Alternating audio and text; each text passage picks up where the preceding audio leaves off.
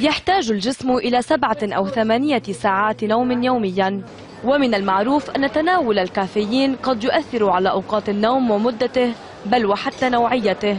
لذا عادة ما يحذر الخبراء من شرب القهوة أو المشروبات التي تحوي مادة الكافيين في أوقات متأخرة، وذلك لتجنب الإصابة باضطرابات النوم. ولكن بقي السؤال: متى يجب التوقف عن شرب القهوة خلال النهار؟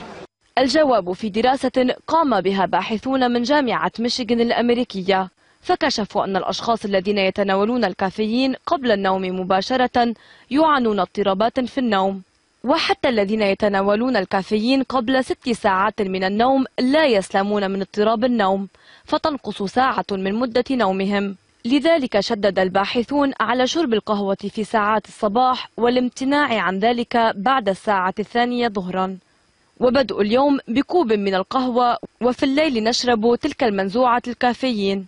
والسر دائما في الاعتدال، فيجب عدم تناول أكثر من كوبين من القهوة في اليوم. آسيا صفي الدين، العربية.